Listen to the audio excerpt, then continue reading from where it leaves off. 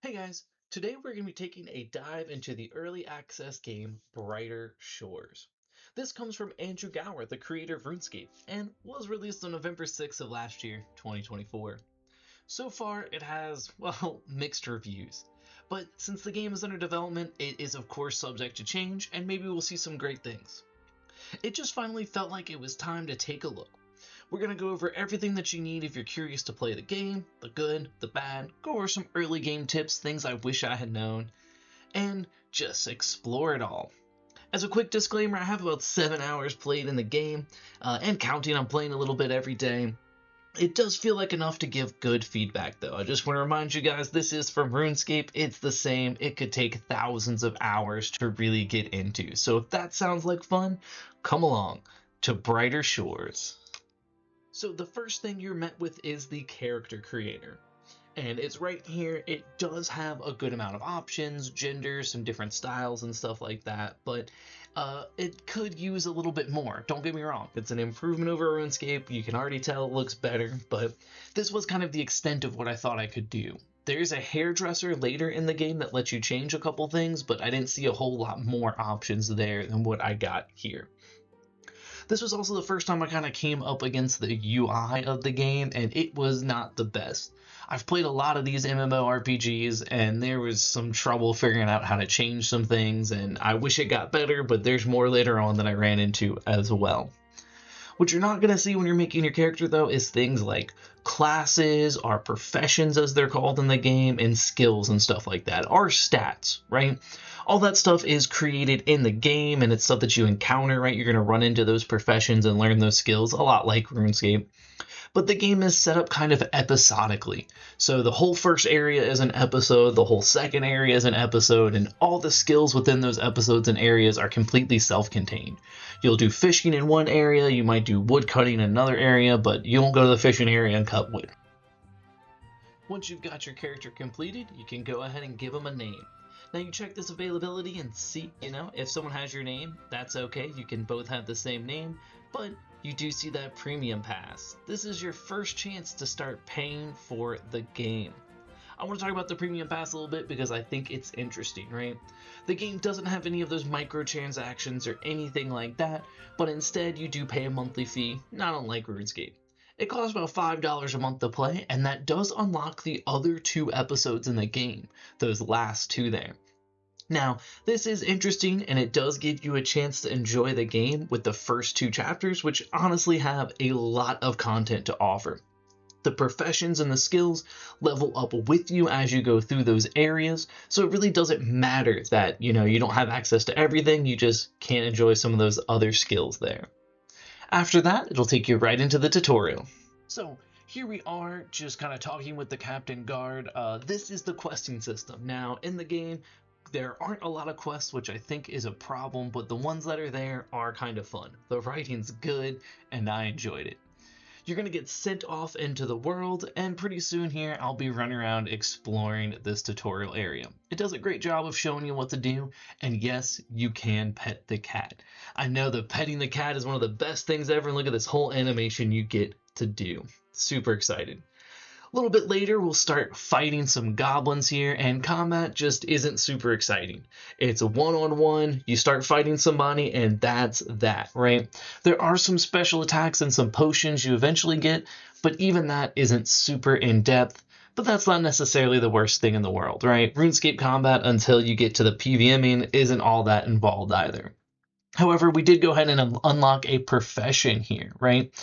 The professions are all listed there for Hopeport, and they all come with nice little guides. So this shows you exactly how you can kind of level through and the things you can expect to do with that profession. Guard being the combat profession here in Hopeport, the first area. Now, as you level up your professions, you don't actually have to go new places or do new things. Like these goblins, for instance, are going to just turn into harder goblins that I can fight. And eventually those harder goblins will become harder goblins. As they level up, you get different gear, different weapons, and they change visually a little bit, but it's, for the most part, the same combats that you're doing over and over.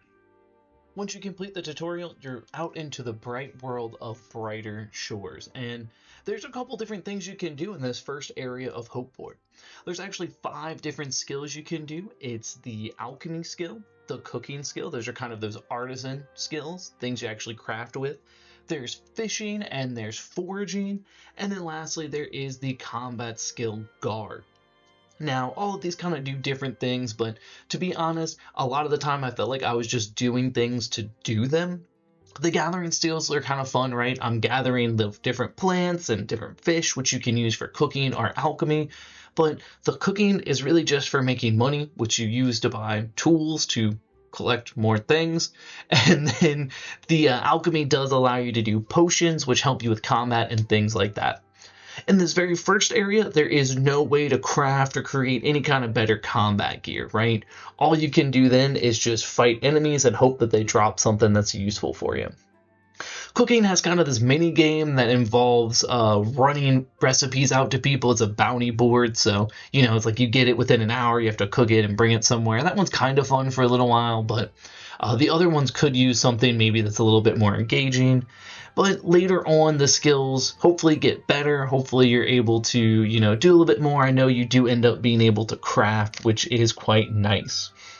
You can't trade with anybody. There's no trading. There's no kind of grand exchange where you can, sell your items to other players. But you do get to show off a little bit, right? We get to use those capes. There are some milestone capes your characters can wear at 50, 100, 200, and 500. I've seen people with skills up to 3, 4, 500 high and max levels of 2,000, things like that. So the game has a lot of time to spend with you.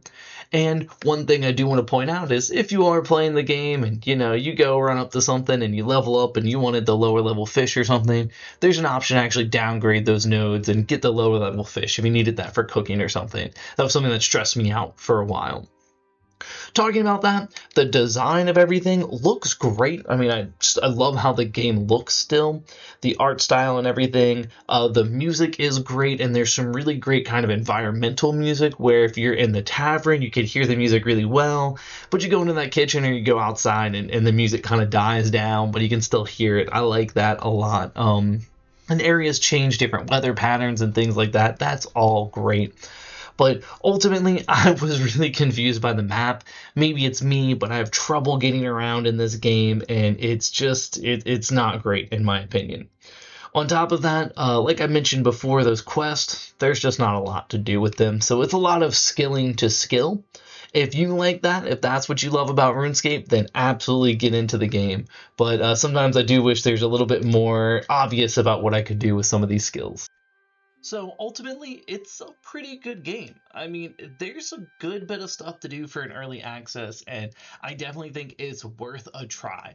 If you're someone that likes MMORPGs, if you're someone that likes RuneScape, there's definitely something potentially here for you, right? Since the game does have those first 2 chapters completely free, I know I plan to keep playing, and I think you should definitely give it a try. That $5.99 a month subscription really isn't too bad, and there are some one-time payment options, but when I did the math, it seems like maybe those were actually more expensive. Maybe Andrew should look into that. I'm not sure. Ultimately, though, it's a visual update on RuneScape. It's got a lot of content. You can spend a lot of time here. And there are updates incoming. There's a lot of talk of a big combat update incoming that hopefully is going to shake some things up and make the game a little bit more interesting on that front. I did want to talk about one last thing before we get out of here, and that is this game has something I wish RuneScape had, which is passive skilling. So there's actually a way where you can kind of log off and continue to skill and stuff, and I know that's something that, we're always trying to get more skills on RuneScape, and I'm sure it's the same way with this, so getting some of those high levels isn't as difficult to do with that. Look, I'm going to continue to be playing Brighter Shores, probably put out another couple reviews, maybe some other videos, so be on the lookout for that. But other than that, guys, get out there and scape some runes.